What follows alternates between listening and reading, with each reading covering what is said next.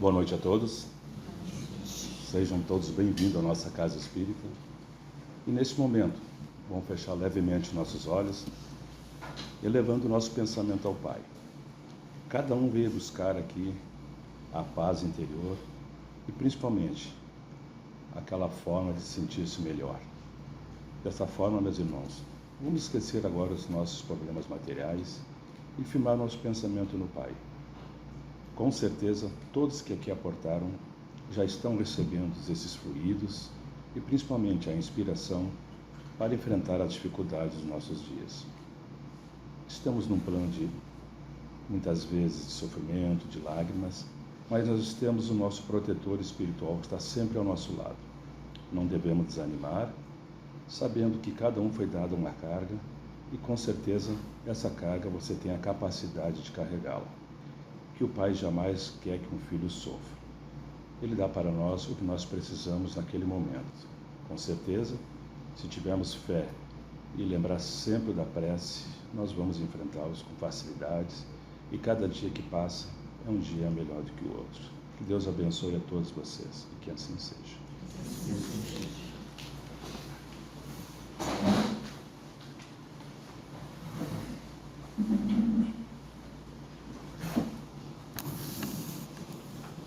Boa noite a todos, sejamos todos bem-vindos. É uma alegria podermos estar compartilhando esses momentos em que temos a oportunidade de conversar um pouquinho sobre os conceitos que a doutrina espírita nos traz. Em especial hoje, numa exposição que é organizada pela área da família da nossa casa, onde temos por objetivo conversar um pouquinho sobre o dever dos pais. Mas podemos também, num viés um pouquinho diferente, conversar sobre o papel dos educadores, das crianças às quais Deus nos concede. E aqui o viés que damos a educadores não é aquele viés do professor, do instrutor, aquele que nos transmite conhecimentos, mas sim aquele que convive conosco diariamente e que nos transmite educação, aquela que se reverte nos comportamentos, nas atitudes que nos levam a bem conviver, a bem nos relacionarmos com as pessoas que fazem parte da nossa vida.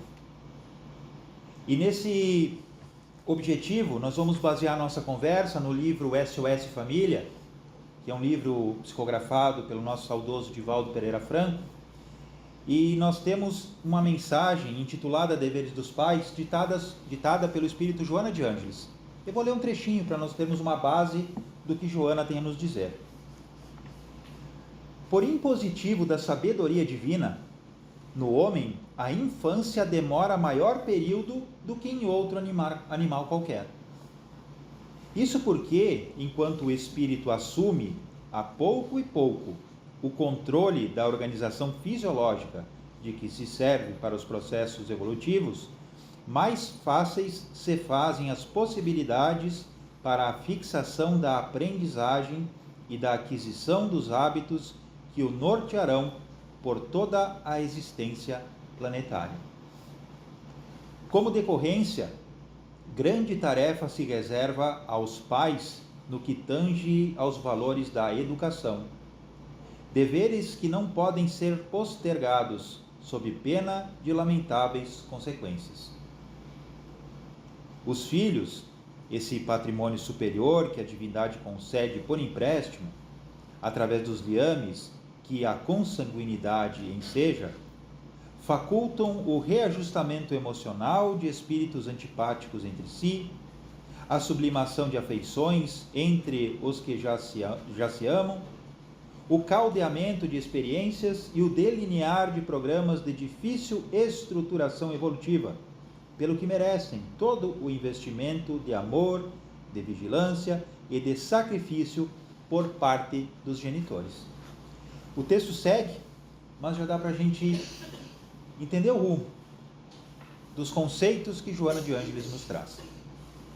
Inicialmente precisamos lembrar que nós somos, tal qual prescreve a todos nós o Livro dos Espíritos, somos os seres inteligentes da criação divina.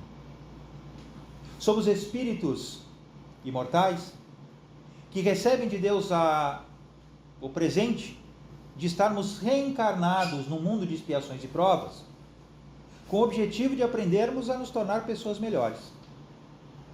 Para atingirmos esse objetivo, somos convidados por Deus a reencarnar no plano físico, começando uma história do zero. Nascemos simples, frágeis, não sabemos nos alimentar, não sabemos nos defender, não temos a capacidade de subsistir pela nossa própria força, pela nossa própria vontade. Somos intensamente dependentes dos nossos genitores, ou daqueles que se prontificam a nos cuidar. E isso, como diz Joana de Ângeles, não por acaso. Porque o período da infância no ser humano é muito mais longo do que o período de infância, de imaturidade, dos animais da nossa natureza. A gente vê um cordeirinho nascendo, um bezerrinho nascendo, em questão de minutos ele já começa a caminhar e se dirige ao teto da mãe, ao úbrio da mãe para mamar. É algo instintivo, automático, em questão de minutos eles já estão prontos para, por conta própria, subsistir. É claro que não estão completamente prontos, mas há algo neles que os leva a isso. E nós, criaturas humanas, não temos. Somos extremamente dependentes dos pais. E isso acontece justamente porque estamos nós abertos à possibilidade que Deus nos concede de aprendermos uns com os outros. De um lado, os pais que veem naquela criatura frágil, débil, sensível, o fruto do seu amor. E desenvolvem por aquele serzinho um amor tão profundo que muitas vezes é difícil até de traduzir. E aquele serzinho que não entende ainda o que acontece consigo, tem instintivamente a dependência daqueles seres que estão à sua volta lhe cuidando. E com o passar do tempo, com a organização biológica do corpo físico se ajustando, a criança começa a ver nos pais alguém que precisa copiar, alguém que precisa ser o seu modelo. E a criança passa a repetir nas suas atitudes, nas suas palavras, nos seus gestos, aquilo que os genitores fazem à sua frente. E aí começa o nosso processo de auxílio àquelas criaturas que Deus nos concede por filhos, por sobrinhos, por afilhados, por netos, por conhecidos. Todos nós temos a oportunidade de nos tornarmos educadores quando nos relacionamos com uma criança, por mais pequena que seja. Estamos levando a ela, através das nossas palavras, das nossas atitudes, das nossas brincadeiras, o exemplo que elas utilizarão para conformar o seu modo de ser e o seu modo de agir. O período parece ser muito longo. 3, 4, 5, 7, 10, 14, 15 anos. Parece uma eternidade. Eu tenho uma menina que no final do ano vai fazer 14 anos. Mas eu me lembro, parece que ontem ela tinha 2. Eu me lembro dela pequenininha. Eu me lembro dela chorando. Me lembro das dificuldades que tínhamos em entender o que ela queria logo que ela nasceu. Porque a gente, como pais, não compreende tudo, e eles, como recém-nascidos, também não sabem o que está acontecendo. Mas gradativamente vamos aprendendo uns com os outros, e se inicia esse processo de educação para a vida. Porque os pais têm o dever de criar os filhos para o mundo. E Joana de Ângeles usa uma frase muito importante aqui no livro, que me marcou muito. Um pouco mais adiante na leitura, ela diz que os pais educam para a sociedade tanto quanto para si mesmos. Eu fiquei pensando, o que Joana de Ângeles queria dizer com isso? Os pais educam os filhos para a sociedade tanto quanto educam os filhos para si mesmos. Nós preparamos os nossos filhos para fazer na sociedade aquilo que eles vão fazer conosco no futuro. Os nossos bons exemplos, ou os nossos maus exemplos repercutirão no modo de ser e de agir com os nossos filhos, e eles agirão conosco da mesma forma no futuro, porque foi aquilo que nós lhes ensinamos. Por isso é tão importante que estejamos atentos à responsabilidade que pesa sobre nossos ombros, independente do grau de ligação que temos com as crianças com as quais nós nos relacionamos, mais intensamente aos pais, pois deles é o dever de educar os filhos que Deus lhes concedeu, para que possamos dar a eles a educação necessária para que se relacionem na sociedade de maneira saudável, de maneira harmônica, de maneira positiva. Lembrando que as nossas crianças, tanto quanto nós, são espíritos muito antigos. Muito antigos. Muitas vezes mais antigos do que nós. Nascem frágeis,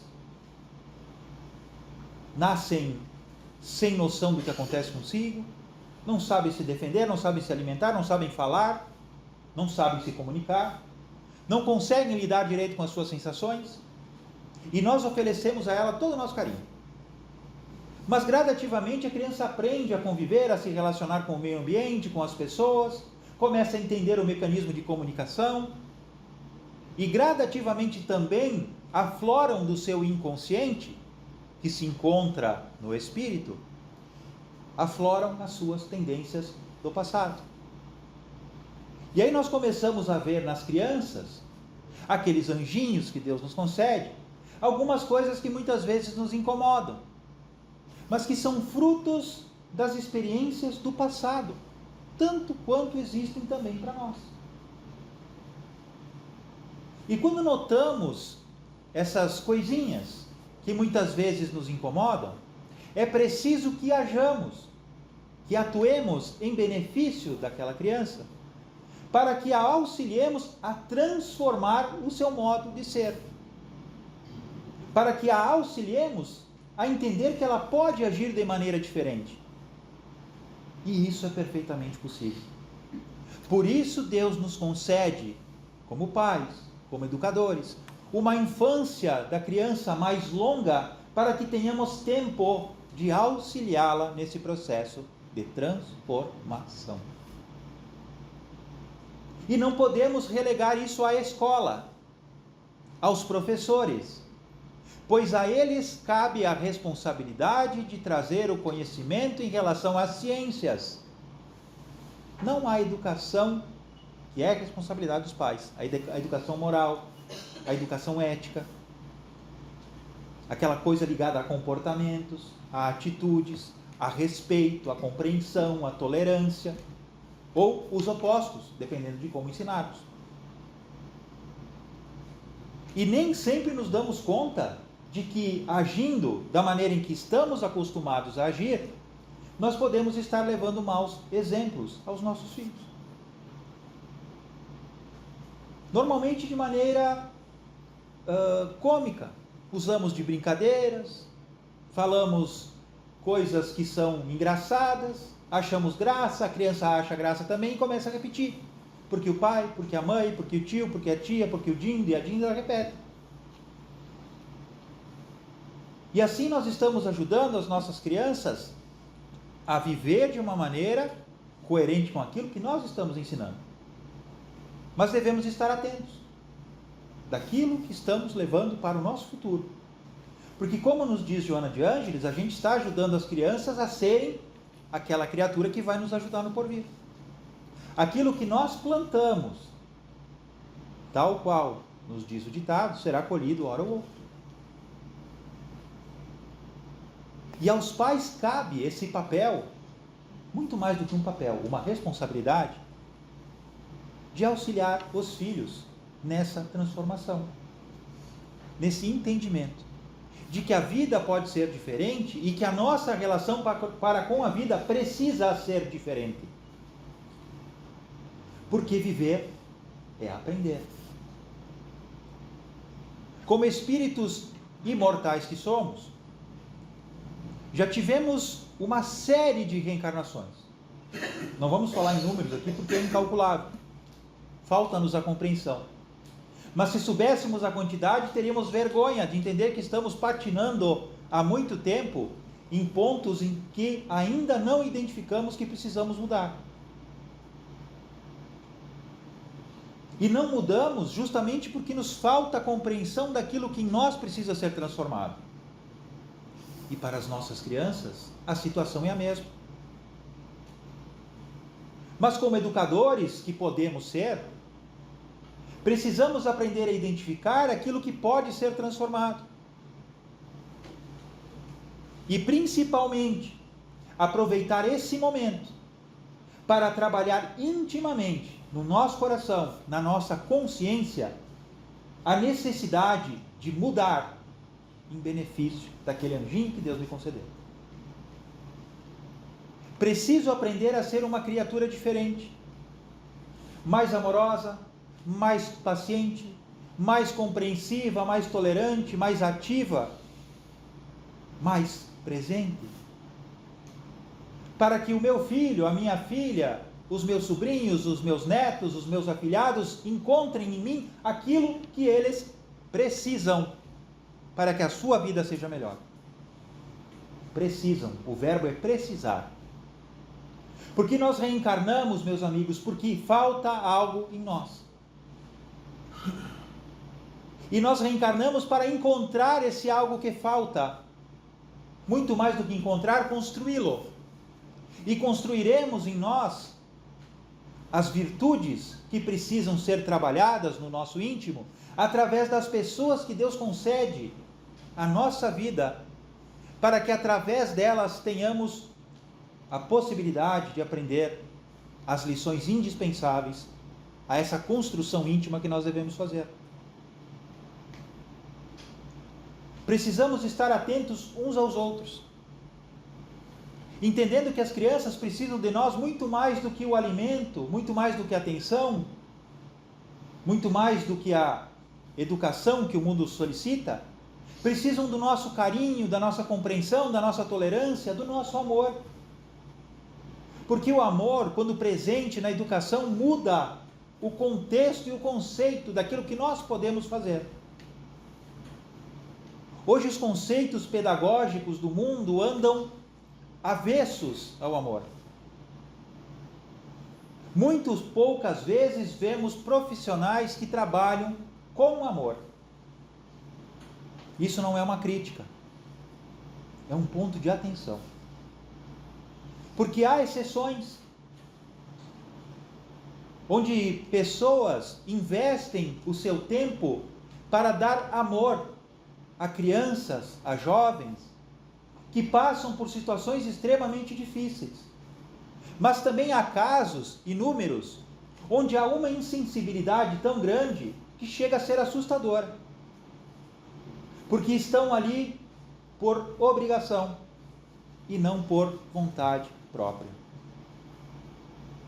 E quando nós nos afastamos desse amor que deveria permear as nossas relações, independente do nosso papel, nós estamos fugindo do objetivo ao qual nós nos comprometemos a encarnar.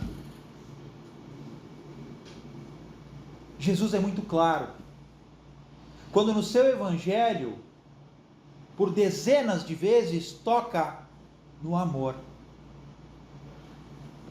O amor que precisa ser vivenciado em todos os instantes da nossa vida. Esse sentimento sublime que precisa ser sublimado no nosso íntimo. Amor que ainda é incompreendido por nós, visto que na sociedade dos dias atuais é algo vulgarizado. É muito fácil amarmos. Eu amo um livro, eu amo o meu pet, eu amo o determinado objeto, eu amo isso, eu amo aquilo, mas entendo inconscientemente o amor como algo similar ou semelhante, ou melhor dizendo, um sinônimo de tudo aquilo que me satisfaz. Quando algo me contraria, eu já deixo de amar. Mas esse não é o verdadeiro amor. Encontramos no Evangelho segundo o Espiritismo um texto que nos fala sobre a caridade segundo São Paulo. E ali a gente pode trocar caridade por amor, visto que no Evangelho de Jesus está lá como amor, mas os Espíritos trouxeram ali no Evangelho segundo o Espiritismo como caridade. E lá fala que o amor não exige retribuição, não quer nada em troca. Trazendo isso para o bom português, quando a gente ama, eu amo e ponto. Não importa o que o outro vai me dizer, não importa o que o outro vai falar, não importa o que o outro pensa. O que importa é o sentimento que eu nutro pelo outro. Esse normalmente é o amor dos pais. O pai e a mãe amam o filho, mesmo sabendo que quando o filho chegar lá na puberdade, ele vai ficar bravo com o pai e com a mãe, vai querer ir sozinho para a escola, vai ficar com vergonha quando os pais vão na escola levar o filho. É algo natural de acontecer. Mas o pai e a mãe não vão deixar de amar o filho porque o filho faz isso. É um amor que não espera retribuição. E esse amor nós precisamos desenvolver nas nossas relações para com todos. Em especial para com os nossos filhos, de maneira irrestrita. Porque muitas vezes esquecemos de pôr o temperinho do amor em tudo aquilo que a gente faz. Em tudo aquilo que a gente faz. Quando o amor está presente nas nossas atitudes, nos nossos pensamentos, nos nossos sentimentos, nós transformamos os nossos hábitos. Hábito é tudo aquilo que a gente faz corriqueiramente sem refletir. É algo meio que automático. Quando o amor permeia os nossos hábitos, nós estamos levando às nossas crianças boas condutas. Pois passamos a ensiná-las a ter atitudes tolerantes, compreensivas, respeitosas, amorosas. Estamos auxiliando-as a ver o mundo sob um prisma diferente do qual a sociedade nos impõe. A sociedade hoje é muito individualista. Tudo nos leva ao individualismo. Tudo nos leva a que nos isolemos uns dos outros. Apesar de vivemos juntos, estamos isolados. Hoje nós temos uma grande variedade de redes sociais, onde temos a possibilidade de ter milhares de amigos, até milhões, ou amigos, ou seguidores. E ali nós temos uma forma de relação muito volátil, porque se o fulano é meu amigo, ou é meu seguidor, mas ele fala alguma coisa que eu não gostei, eu vou lá e excluo ele, ou bloqueio ele, e aí ele deixa de ser meu amigo, deixa de ser meu seguidor. Me isolei daquela criatura. Mas no mundo no qual a gente vive, não dá para fazer isso. Eu não posso ter relações voláteis, porque eu preciso das pessoas à minha volta. Porém, muitas vezes imaginamos que a nossa vida é tal qual a rede social, e eu posso me isolar das pessoas. E pior que isso, muitas vezes, apegado às facilidades que nós temos para com as tecnologias que permeiam as nossas relações hoje, nós acabamos esquecendo as responsabilidades que temos para com a família, a responsabilidade que temos para com os filhos, a responsabilidade de educadores que Deus nos concedeu. Investimos tempo em nos distrair e nos distraímos da nossa vida. Desperdiçamos oportunidade de nos tornarmos úteis àquelas criaturinhas que precisam de nós para alcançar os seus objetivos reencarnatórios. Todos nós aqui já temos uma longa história, falando dessa encarnação. Uns com mais idade, outros com um pouco menos. Mas todos nós, recordando do nosso passado, da convivência que tivemos com os familiares, entendemos alguns pontos que muitas vezes feriram o nosso coração, que foram muitas vezes interpretados como um erro para conosco. Alguns desses, muitas vezes nós vemos no futuro, que eram situações acertadas, visto que me auxiliaram a ver o mundo com outro olhar.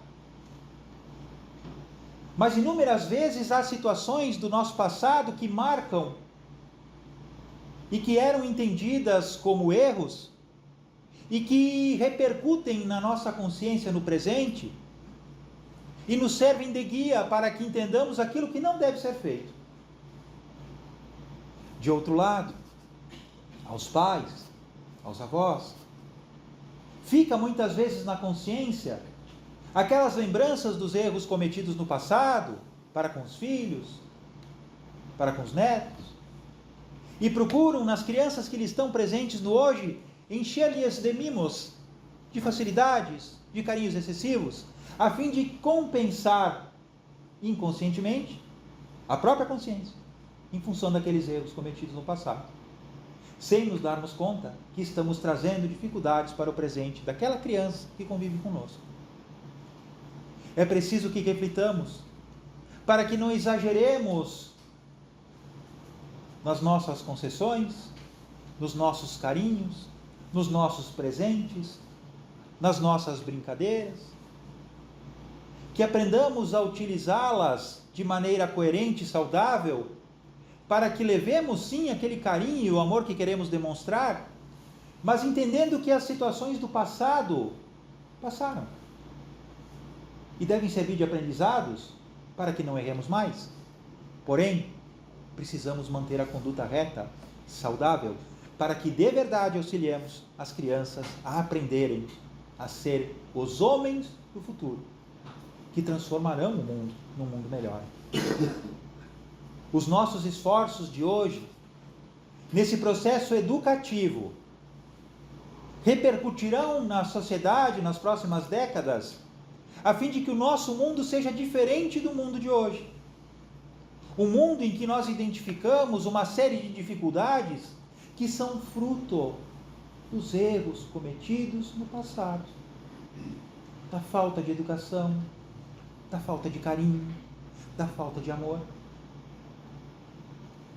Todos nós somos um pouquinho responsáveis por aquilo que acontece no mundo lá fora, pois vivemos em sociedade, todos somos corresponsáveis. E da mesma forma nós temos essa responsabilidade de auxiliar a transformar o mundo num mundo melhor. E esse mundo tornar-se-á melhor quando temos a possibilidade de levar o nosso carinho, o nosso amor às crianças que estão à nossa volta. E algo muito importante, que não podemos esquecer de falar e de relembrar aos amigos e às amigas, é a presença de Jesus na vida dos nossos pequenos, das nossas pequenas. É preciso levar-lhes os conceitos da religiosidade, a fim de que aprendam a desenvolver em si algo que é essencial para todos nós. Porque o papel de Jesus nas nossas vidas não é muito mais distante do que nós podemos imaginar do somente religioso. É muito mais intenso e muito mais profundo do que isso. Porque o Evangelho de Jesus tem um conceito, um contexto moral, que poucas vezes nós conseguimos identificar. Jesus não veio ao mundo para criar uma religião. E tanto é que ele não criou.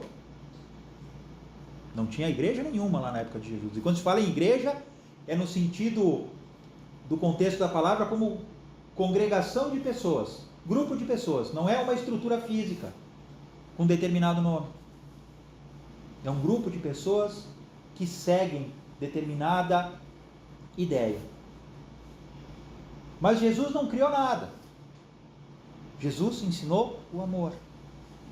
E é esse amor que nós devemos aprender a levar às nossas crianças, baseados em tudo aquilo que Jesus nos ensina, tudo aquilo que Jesus nos prescreve, para que assim possamos ajudá-las a construir intimamente a reforma que elas precisam pôr em prática, para que sejam pessoas melhores. Esse é o nosso papel. Essa é a nossa responsabilidade. Essa é a missão concedida aos pais, aos dindos, às dindas, aos tios, às tias, aos avós, às avós, aos amigos próximos, a todos aqueles que se relacionam com essas criaturinhas tão frágeis, tão simples, tão amorosas, mas que têm um passado tanto quanto nós, e precisam trabalhar esse passado para que o seu futuro seja melhor, tanto quanto nós desejamos ter um futuro melhor. Lembremos, amigos e amigas, também que nós temos aqui na casa, para as nossas crianças, a evangelização infantil, Temos os encontros de jovens também, da evangelização juvenil, para que desde sempre sejam preparados a conhecer a religiosidade, a espiritualidade e possam trabalhar no seu íntimo esses conceitos que hão de auxiliá-los, todos, a construir dia a dia a sua transformação íntima, a sua transformação moral e assim construam também, com o nosso auxílio, uma vida melhor. Nós agradecemos a atenção de todos, agradecemos a espiritualidade amiga que nos conduz e nos auxilia nos nossos trabalhos, durante os momentos em que estamos aqui.